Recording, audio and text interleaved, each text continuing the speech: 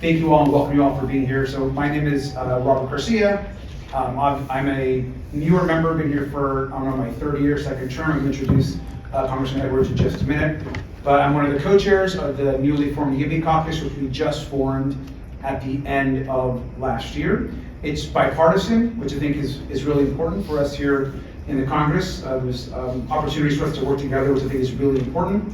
A few things, there's 35 members of the Congressional YIMBY Caucus as of today, both Republicans and Democrats. Co-chairs are Jay Kochenkloss, Ryan Zinke, Brittany Pedersen, Scott Peters, Francis Gamani, Blake Moore. I'm going to introduce Congressman Edwards in just a minute. But there's a great list of folks that are joining the caucus, that are members, that are co-chairs. And I think the one thing that we all agree on, and there are other spaces where I think there's growing consensus, is we all believe that we need to build more housing. And we all can agree, whether you're a Republican or a Democrat, that we're oftentimes overregulated. I served as mayor of my city for 8 years, and there is no question that on housing policy, there are areas that should remain bipartisan. I think we can all agree that we need to speed construction, we need to incentivize development. Oftentimes we need to look at overregulation of housing construction, and whether it's a Republican or Democrat saying that, I think those are all the right approaches to building more housing. So I have considered myself a YIMBY, a California YIMBY, for quite a while. Early in the birth of the YIMBY movement, we've all probably started reading or have read Abundance by Ezra Klein. It's like the driving a lot of conversation right now. He actually mentions in that book a community that I represent, Lakewood, California, which in his book he notes that we built about I was the mayor at the time, this was back in World War II, but they built 17,000 homes in 2 years in the city of Lakewood, post World War II. And he talks about that as an example of when people put their minds to it, they can actually build more housing and build it quickly. We also know that in this time, I've said this to some of my Republican friends, we might disagree on a lot of things, and I certainly do with the president, but Donald Trump used to be a housing developer. He developed homes much of his career, and so for that I would hope could be also a space that he could have some interest in wanting to speed development across the country. We know that right now there's opportunities for us to look at also what the federal government does with our own land. And certainly, while some of us on the Democratic side wouldn't support opening up much of our lands to development, the federal government owns a ton of land in cities, adjacent to transit. And so opportunities to build and develop housing is real, and it's a space that we can actually do it. I want to thank Mike Kinsella for being with us here today, who's going to kick things off in just a minute after Congressman Edwards speaks, and works and helps lead Up for Growth, which is an important partner for us as we look at upzoning the country. We also have Jimmy Schutz and Adam Millsap, who are both top experts in the housing crisis, who are going to talk to us today. But we're really excited for our first kind of YIMBY Caucus briefing, and we're grateful for you all to be here. We are in a historic housing crisis. There are some states that are doing a much better job of building housing than others. I would put our state, my state is California, as one of the states that needs to be doing a lot better. And so that's also why I think we're interested in the caucus and launching it in a way that's bipartisan. And then last, I'll just say that as a former mayor, I spent a lot of time on land use, trying to upzone as much of the city as possible. Because of our policies, we per capita in California have more ADUs than any other city in the state because of really, I think, progressive and aggressive ADU policy that we put in place. And I'm always interested in lessening, providing more incentives for developers. For example, not requiring parking minimums in developments, I think helps developers build more housing and becomes more affordable for them as they move forward. So I'm super interested in these topics. I'm grateful that you are all here. And I want to turn this over to Congressman Edwards to also give some opening remarks. Yeah, well, thank you very much for the introduction. Thanks everyone for being here and for your interest in trying to improve the housing supply in America. My background is that I served in the North Carolina Senate for 6 years. I was chairman of our Senate Commerce Committee, And I constantly had developers coming to me saying, I'd like to help solve the problem, but government keeps getting in the way. And when I was back in the district, I constantly had constituents coming to me going, we need more affordable housing. What do we do? And I found it interesting that so many times I would see a developer theoretically standing in a city hall ready to write a check to say, I want to help you in this community solve this housing problem, and then be told no. Or to be drugged through a process that took years long because somebody resisted the idea of building new apartments or townhomes or duplexes or triplexes or whatever the case would be. In the North Carolina Senate, we found several things that we could do to reduce regulation and to incent folks to build, to increase the housing supply.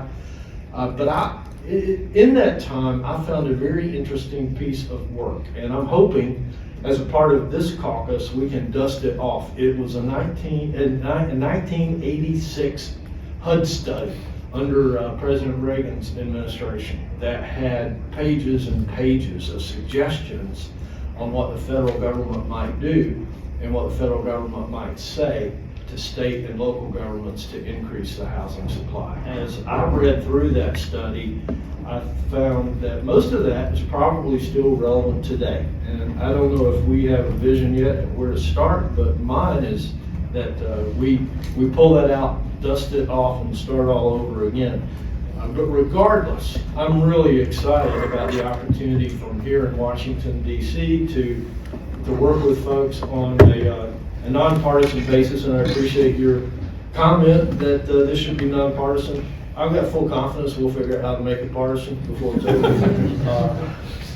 But nonetheless, this is an important topic that is really critical to not only folks enjoying life in America, but our economic development, because so many times the lack of affordable housing, however you want to define that, is in the way of employers increasing jobs in an area and folks being able to live up to their full potential. So thank you all. I look forward to working with you. That's right. Before I turn this over to Mike, I just want to add, I think it's really important also that housing, that we recognize in Congress that housing and housing affordability and access to housing is the single largest challenge, especially for young people.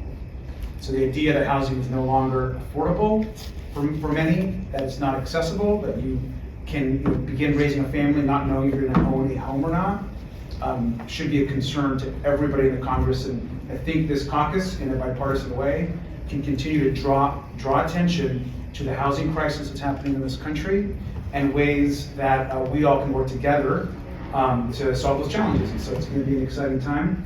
And before I turn this over, I think myself, I'm in the middle of a hearing, so I've got to run back to our Doge hearing, which I'm sure you're welcome to stop by. And thank you all for being here. We're going to have a lot of exciting gatherings and efforts, I think, through the YIMBY Caucus, and so I'm very grateful to all. So, thank you. Mike. Good morning. My name is Mike Kingsella, and I am the CEO of Up for Growth. It's an honor to be here with Congressman Garcia and Congressman Edwards and the YIMBY Caucus and our panelists today for this inaugural briefing of the Congressional YIMBY Caucus. Up for Growth is proud to have supported the formation of the Congressional YIMBY Caucus and to provide ongoing staff support, underscoring Up for Growth and Up for Growth Action's commitment to solving America's housing shortage. Across this nation, as you heard, we are facing an unprecedented shortage of homes, one that threatens America's economic vitality, limits upward mobility, and challenges our nation's shared values of opportunity, community, and economic resilience. Recent analysis from Up for Growth and decisive action. But today, we are gathered here today because we recognize that there is a clear, achievable solution. Build more homes where they are most needed, making our communities more affordable, vibrant, and prosperous. Across the country, we've seen bipartisan solutions in action.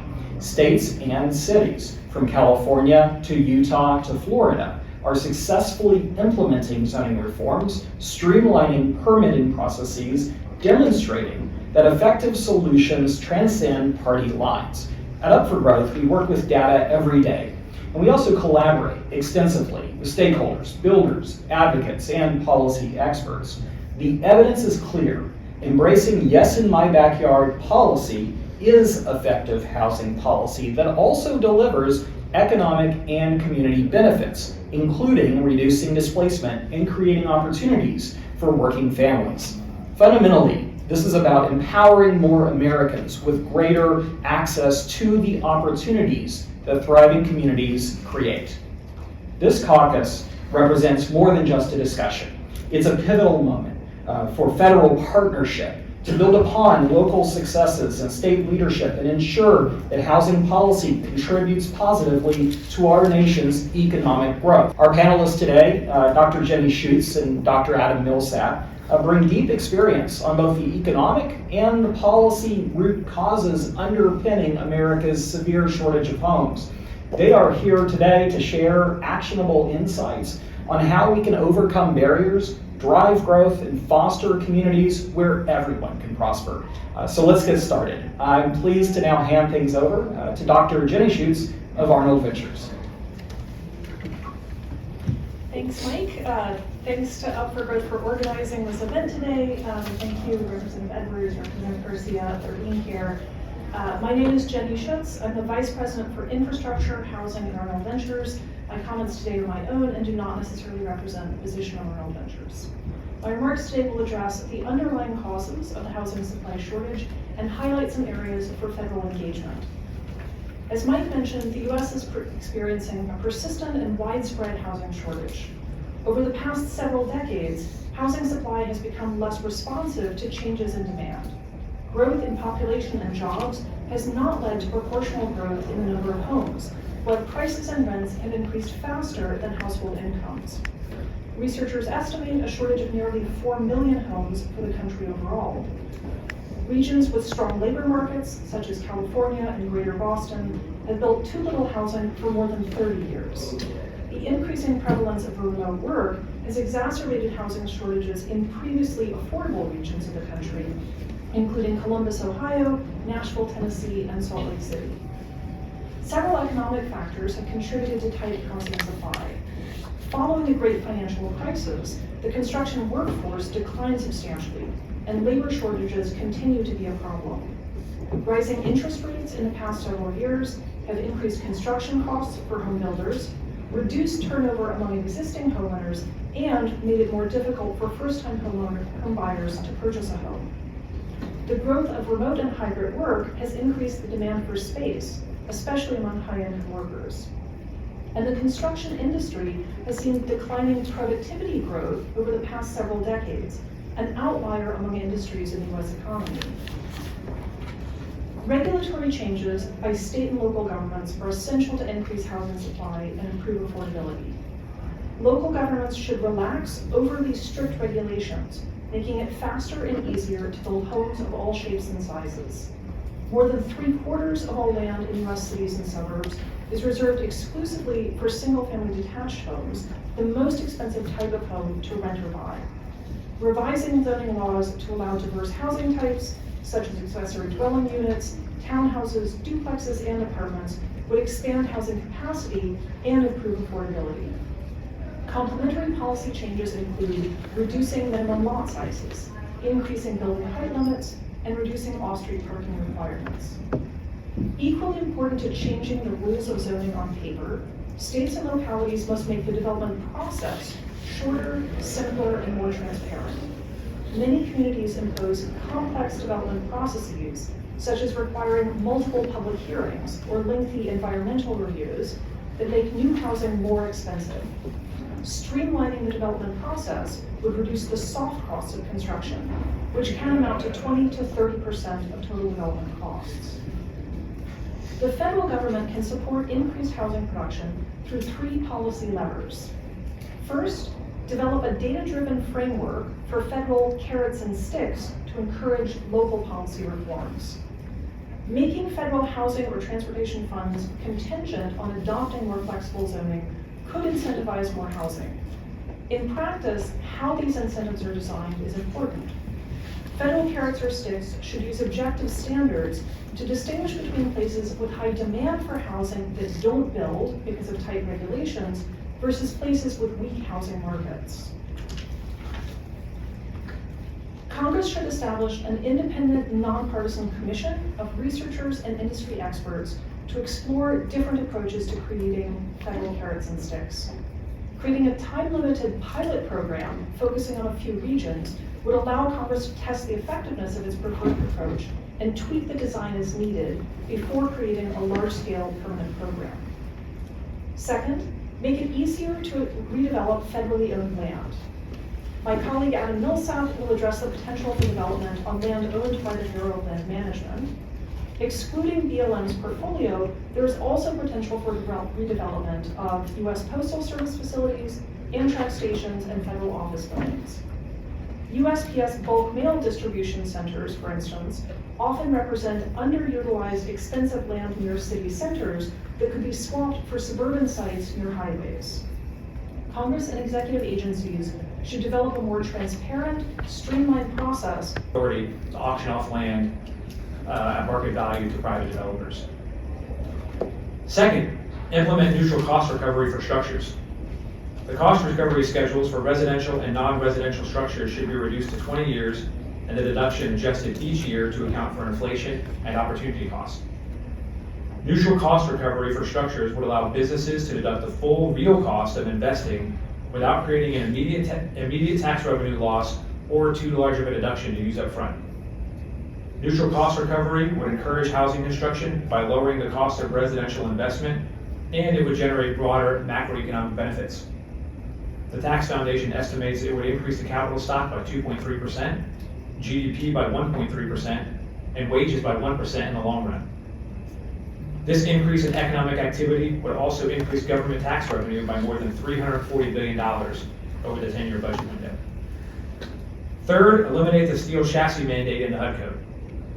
Congress should remove the permanent chassis requirement for HUD code manufactured homes. This would allow manufactured homes to better integrate into existing single-family neighborhoods and reduce costs by $5,000 to $10,000 per home, since the chassis could be reused for multiple units.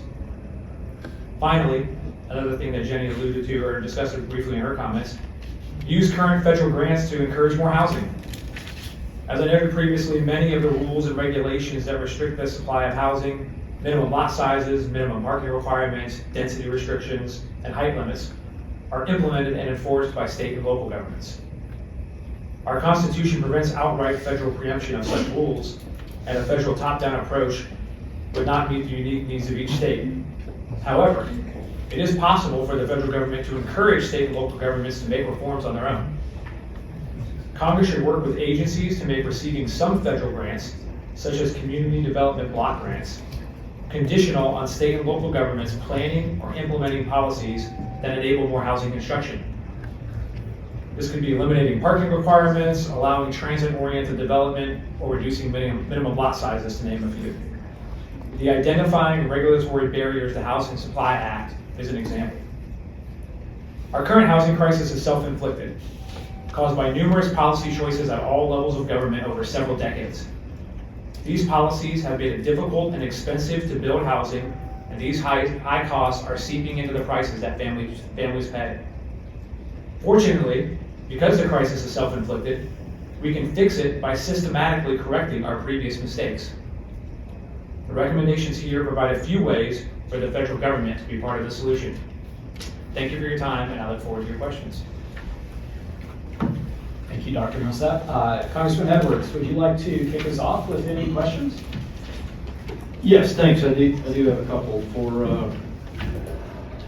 Ms. Schutz. Can you give us some examples of the carrots and the sticks that you may have seen around the country that you could think about? So I think it's an interesting question. Most of the examples that we've seen so far are states trying to incentivize local governments to change their requirements. So we can talk a little bit about that and think about how that would change for federal financial incentives. So we have seen, for instance, a couple of states, California and Massachusetts, create what they call pro-housing designations, where local governments that adopt certain kinds of policies that make it easier to build then get preference when they apply for competitive grants, for instance, for transportation or parks or some sort of community investment. So those are the kinds of carrots, and it's particularly helpful to set out clear guidelines for what local governments should be doing. One of the things we observe is that a lot of local governments are small, they don't have a ton of staff or technical expertise, and so giving them very clear guidance about what better regulations look like helps them get to a better policy outcome. The trick for the federal government, of course, is trying to come up with recommendations for 40,000 local governments that all look very different. And so taking some time to think about general principles that would work in a lot of places, I think makes sense. I feel a lot more comfortable with the federal government using a carrot mechanism to start, because we don't necessarily know all of the places that have rules in place that need to be changed versus places that, for instance, rural areas that are losing population, or where the rents and prices of new construction don't actually support that. So we want to be very careful to incentivize more development in places that can do it through policy changes, but not punish places where demand is weak and the private sector really can't build more without more encouragement. And so can you share with us any case study with results that we could look at as an example? On the carrots and sticks, actually, probably the best example is a fairly new program in the state of Florida, the Live Local Act, which uses state tax incentives, tax abatements, to encourage developers to build residential properties in commercial or industrial or mixed-use zones. That policy has only been in place for about 2 years, and they have already built more than 30,000 housing units during that time period. So for relatively small state tax abatement, developers build new housing and they agree to set aside apartments for households that are essentially middle income, so making around 80 to 120% of their median income. That middle income band doesn't take a whole lot of extra financial incentive to make it work. It just takes a little bit of an offset as opposed to serving very low income households. But the Florida Live Local Act is a remarkably successful example of a state level incentive that's produced a lot of housing in a very short period of time. Thank you. Mr. Millsap, I can't help but think how shocking it is to hear you say we should go sell federal land and start building houses on it. And while that's a distinctly different paradigm than what I walked into this room with, I can't help but think, just a few weeks ago, I came back from Egypt, where they had done exactly that. They took this worthless desert land and started building homes and cities around it, and now they serve a far, far greater population than they ever would now. I'm not sure that we'd be able to do that in the Rocky Mountains, but it certainly is an intriguing idea. I'd love to learn more about that. To both of you, are you familiar with the Ronald Reagan study that I referenced? And if so, are you aware of any relevant points that might still apply today? I'm not familiar with the one that you mentioned, but it was really interesting to hear you raise that, because almost every presidential administration since Ronald Reagan has produced some sort of a report with a list of regulatory rules. It's always the same rules that get pointed to as a problem, and yet there hasn't been follow through to change those. And so, to my colleague down at the end, one more question, if you don't mind. In my opening remarks, I somewhat flippantly said that we'd find a way to make this a partisan issue. But in all seriousness, when I served as North Carolina's chairman of the Senate Commerce Committee, as I would make recommendations, I would have both Republicans and Democrats come at me with arguments against what I was trying to do from each side. Have you found that this can be a partisan issue, and if so, what caution can you give us in how we can best avoid the partisanship? I'll chime in, but I know Mike and Jenny certainly have thoughts on this too. I mean, I think there are examples of being at the state level of becoming partisan since you started seeing some of these reforms. But I think there is messaging and arguments you can use for both sides of the aisle that can at least keep this bipartisan for a longer period of time, right? I mean, when we think about housing, it solves a lot of the problems in economic growth, if that's your thing, development. It's pro-family. I mean, if you're coming from the Republican side, from the conservative side, and you're very concerned about family values and stuff like that, I think building housing is pro-family. How are grandkids going to live next to their grandparents if their grandparents' neighborhoods are 10 times more expensive than they were 50 years ago or something like that, right? It's just not going to be possible. So if you care about families living close to one another and you care about community, you should build more housing. If you care about having more public transit, right? That really relies on density. If you want to have public transit, if you care about getting cars off the road, then you need some kind of density, and that really involves like infill development in cities, right? So we got to build everywhere, and I think showing that the solution is not only in the cities, but it can also be in the suburbs. Not that the suburbs are going to turn into like Manhattan. I think that's one fear that people have, right? But it's just showing that you can have different housing types in a nice suburban setting, and smaller single-family homes that people can actually afford. 1,200, 1,300 square foot homes. So I think there's messaging out there for everybody. It's just tailoring that messaging and making sure that everyone sees where the wins are. And I think in states that have done that, Montana being a great example, they passed a bunch of housing reforms that were very bipartisan. I think you can show that and you can actually get solutions across the finish line. I'd love to hear what Mike has to say. Sure. Well, I'd love to kick it over back to Jenny, because I know, Jenny, you do a lot of thinking around this issue of coalitions and what makes these proposals succeed on a bipartisan basis. So maybe I'll toss it over to you. I'm happy to wrap up with some final thoughts. Echoing everything that Adam said, housing unaffordability is a problem for almost every part of American society and economy, which means that increasing affordability and supply is also going to have broad-based support. Absolutely right that for pro-business groups, economic growth groups, chambers of commerce are really worried about employers not being able to attract and retain workers. Major anchor employers are concerned about this, all the way to environmental groups who worry about, we're building a lot of housing in climate vulnerable areas, we need to be building more in safe areas, and making it easier to build back faster. I mean, whether it's Asheville after the floods or Los Angeles after the fires, the rules we have in place make it hard to rebuild housing for people after disasters, prolonging the financial strain on them. And virtually every community in the US would benefit from, again, a shorter, simpler, more transparent process that allows us to build back safer homes that are affordable to people. There's really no common sense argument against this.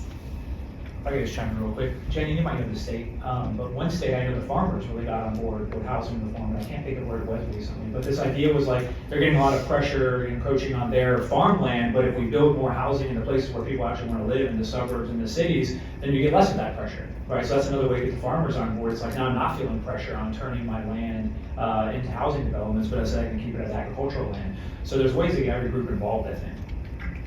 Yeah, as we've heard from Jenny and from Adam, right, coalitions matter. There's the old saying in politics, the medium, the messenger is often more important than the message itself. And I think where we've seen these policy prescriptions win and get across the finish line is not only where we have active legislative leadership on both sides of the aisle, but we have an engaged and diverse and broad coalition of stakeholders for many reasons are supporting housing production strategies. My only addition to what we've already heard is to start simple, right? There are a lot of really bad policy trade-offs on the books today, which gets at, from Reagan's administration onwards, how consistent those critiques have been. And ensuring that the voices across the stakeholder community, not just housing advocates, the chambers of commerce, major hospitals, economic developers are as vocal and as adamant of the clarion call for these solutions being pressing and being urgent to address. And finally, I think the work of this caucus is such an important step in moving this agenda forward. The fact that Congressman Edwards, you're joined by 3 other Republican members and 4 Democratic members in caucus leadership, signals clear consensus across party lines that the status quo is unsustainable, and we must find solutions to this problem that is not left or right. It's an American kitchen table issue for nearly every household across this country today. So applaud you and your work on this caucus, and thank you all again, and to the staff of each of the co-chairs for pulling this forum together. We very much look forward to continuing the conversation. Thank you. Excellent. Well, just to keep the conversation moving, we are right at 11:37. I'd like to ask perhaps one more question and then throw it open to the audience to engage with our caucus member and panelists. So Jenny and Adam, you both addressed, which I found interesting, the opportunity around federally owned public lands. The Lincoln Institute for Land Policy and the Center for Geospatial Solutions recently released a data set actually found that excluding the big federal lands out west, the Bureau of Land Management, U.S. Forest Service, only looking at infill land and infill land proximate to jobs and transportation, there is developable capacity of up to close to 7 million homes in this nation today. So I'm, in the spirit of finding common ground between the two parties in Congress and policy solutions that can drive substantive housing outcomes, would love to unpack perhaps a bit more on your proposals around redevelopment of federally owned land. So Adam, perhaps I can start with you. I know you mentioned the sale of such land. Curious what you see as the time horizon that might be available for catalyzing housing production, and perhaps what can Congress and the administration do to really hit the foot harder on the gas pedal, so to speak, to get to the near-term results so many are looking for.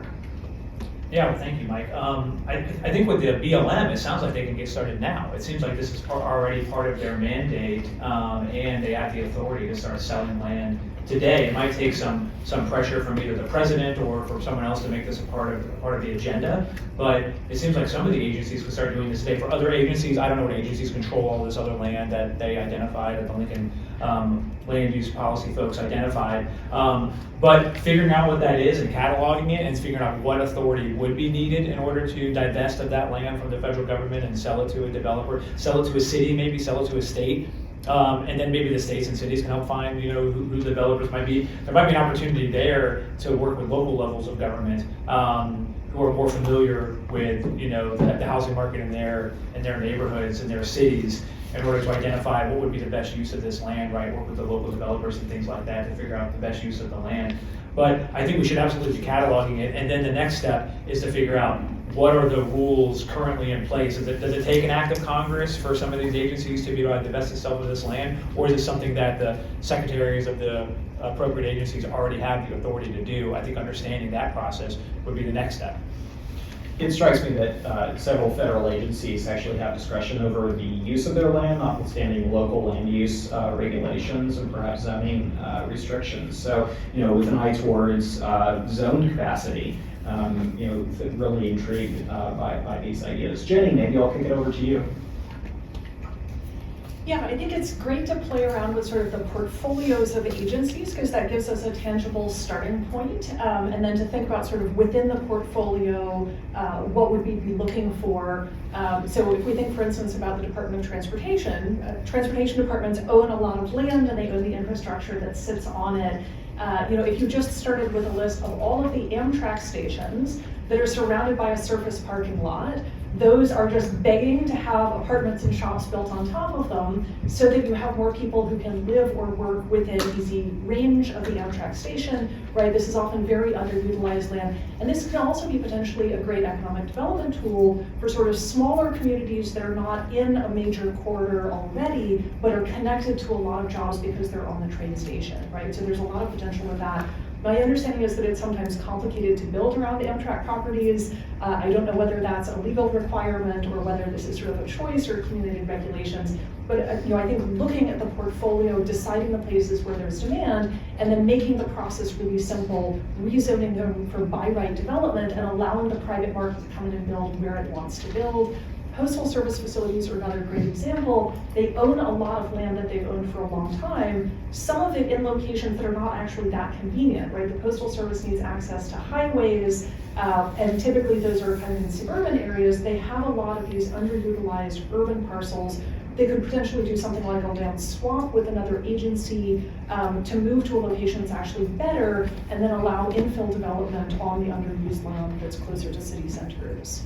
Federal office buildings are, of course, subject of conversation. As remote work continues and as agencies downsize, they don't need as many spaces. Converting office buildings is often very expensive and not all that practical, but where it's relevant and appropriate, allowing for those to be sold, to be redeveloped.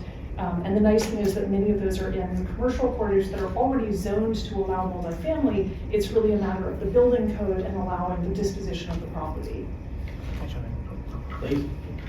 Just to go on something Jenny had mentioned earlier too, about the best practices, the federal government helping cities and local governments figure out what are the best practices for land use regulation when they might not have the planning capacity themselves.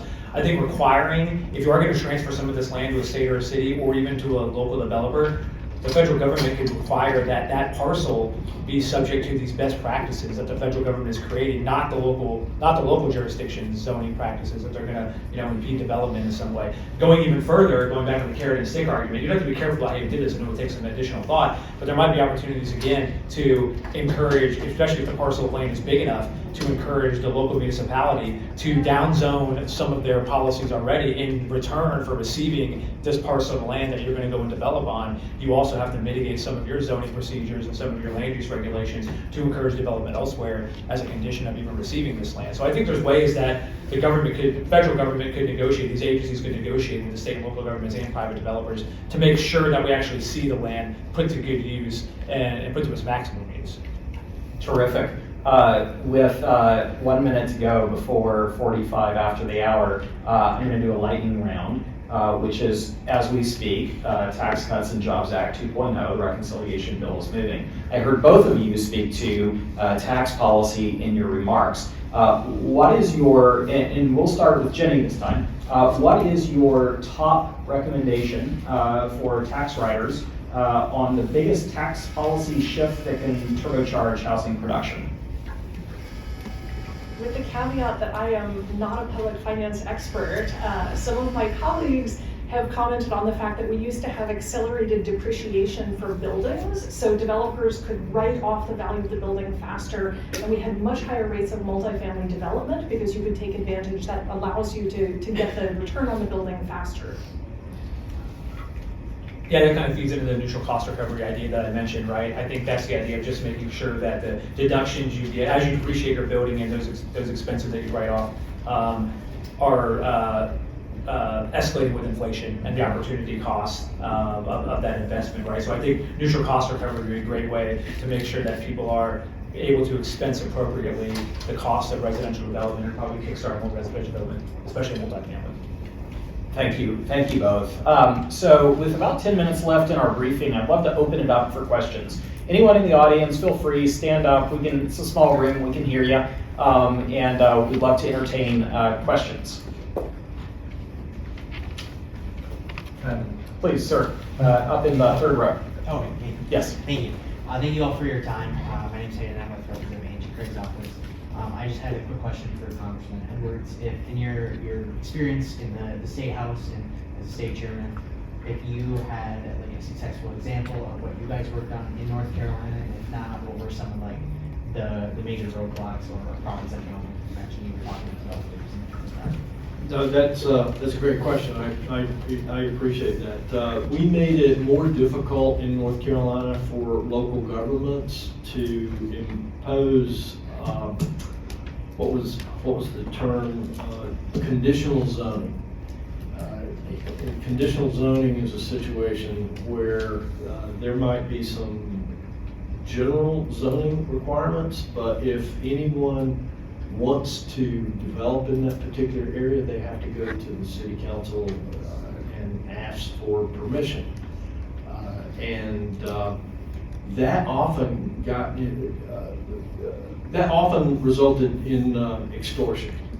There would be some council members that would say, I like blue shutters, so you'll get a yes vote if you put blue shutters on this building. Some folks wanted a playground built across town. Some folks wanted a contribution made to a sidewalk pool somewhere else. And so we sought to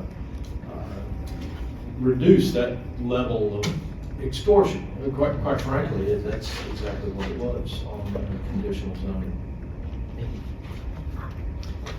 Sir in the back. Yeah, so I hear from multifamily developers, both affordable and market rate, that the explosion of insurance rates has also completely changed their cost equation. Do you have any insights to share on how we can rein in insurance rates for multifamily? It's gonna be very hard to do as long as insurers are having higher and more frequent payouts. I mean, it's a reflection of the costs.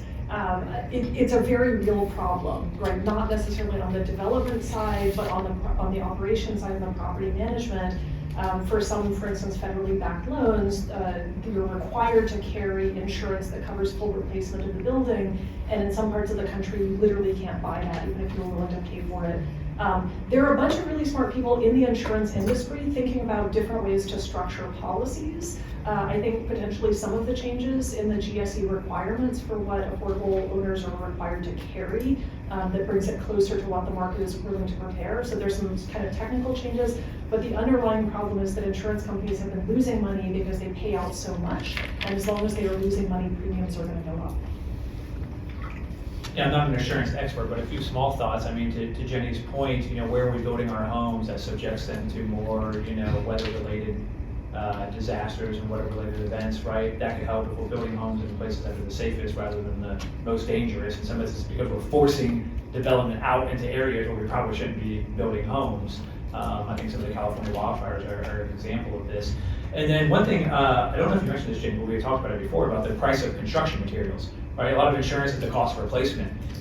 If we make it cheaper and easier to build housing, that should also bring down the cost of insurance because the cost of replacement will go down. I mean, there's been stagnating and even declining productivity in the construction sector, over the last several decades, which is a big problem. And then we're seeing building materials, expensive building materials go up. There's some labor shortages when it comes to contractors and carpenters and all that other kind of stuff. You need drywall installers to build houses. So if we can boost that labor supply, that would also just make it easier. If you do lose your home, it would just be much cheaper to replace, and that should make your insurance costs go down. Tushar. Thanks, Mike. This is Tushar Kansal from the Charitable Trust. During the Biden administration, the TIFIA and RIF programs were set up with the idea of accelerating housing development, particularly near transit. There were not many takers of those funds. So speaking of kind of the carrots and sticks that you all are discussing, what lessons can we learn from that experience and some of the challenges and limitations in terms of upcoming programs and incentives that might be put in place, whether as a result of tax approval or otherwise? So without getting into the details of the specific programs, I think a general lesson is that federal programs, federal incentives, federal loan programs should be made as simple and accessible as possible. My understanding is that the rules are very complicated, so developers who wanted to access these loans in order to use them still have to go through a lot of headaches and a lot of layers of regulation. If you want to encourage development around federal transit properties, making it easy to access, I think it's really important for federal agencies when they write these rules to put themselves in the position of developer who's trying to get access, or when they're trying to incentivize state and local governments to put themselves in the position of the typical local government who's trying to think through their problems. So often the federal agencies make things overly complex because they've got hundreds of staff working on this, and they go through a public comments period, and they get comments from all sorts of different interest groups around this. And what winds up is this compromise that nobody who's going to go through the process can actually understand and work within. So keep it as simple and direct as possible. Yeah, just to echo that, I mean, I think simplicity, accessibility, don't discriminate between various types of development, right? That also just adds a complexity. And you know, this brings up, you mentioned Ezra's book earlier, Congressman Garcia, right, this everything bagel kind of thing, right? What is the program supposed to do, and make sure it does that, not tries to solve, 15 other goals that people might have, and that would just go a long way to actually making the program targeted and useful versus just becoming, a big mess that no one even wants to participate in. Question in the front. Thanks. I'm Robin with Congressman Quigley's office. Thank you guys so much for your time today. I have more of a logistical question about the YIMBY caucus, which I definitely want to get my boss to join, which is, and maybe this is a question for you, Congressman Edwards, or whoever's sort of organizing this. It would be great to get a list of the key pieces of legislation that currently exist, and then understand, like, will there be a legislation working group where those of us in the room who care about where are the gaps in legislation, how do we operationalize the 3 recommendations that you outlined, Jenny? How do we operationalize this? Who can we bring in from the administration who's actually gonna listen and care and be interested in working with Congress to move this forward? Because I think you're preaching to the choir here. We all think this is a huge issue, and the question now that I'm excited about is what can we all do together? And I love this conversation, but I think we're excited to dig in and think about how to move this forward. Before you answer that, I apologize, I have to run out. I've got a meeting. Thank you, Congressman. Thank you. Pleasure. Thank you. And Robin, thank you for the question. I'd like to call out a couple people in this room. Francisco Flores-Barat, Advocacy Manager at Up for Growth, is working closely with Christian Care, with Congressman Garcia's office. And I know that they would be happy to speak with you about the next steps in Congressman Quigley getting involved. I will also share your excitement about next steps. And this is probably a good place to wrap, as I know we're getting close to 11:55. At Up for Growth, we have a network of 375 organizations around the country that are actively part of this network and also very eager to contribute to solution making. And so we stand ready to support your boss in this caucus in continued work. I know that we have a number of briefings and roundtables planned throughout the balance of 2025. And so as next steps out of today's conversation, I believe there will be a communication on forward engagement. And then finally, I just want to share that we do have a member of the administration in the room, and so I would be happy to make that connection offline, as I believe that there is strong interest across the aisle and between Congress and the administration on working on some of these issues. So, Robin, thank you for the question. And to you all, thank you very much for spending the last 55 minutes with us. We look forward to continuing this dialogue and working together on solving this critical issue confronting Americans across the country. Thank you so much. Take care.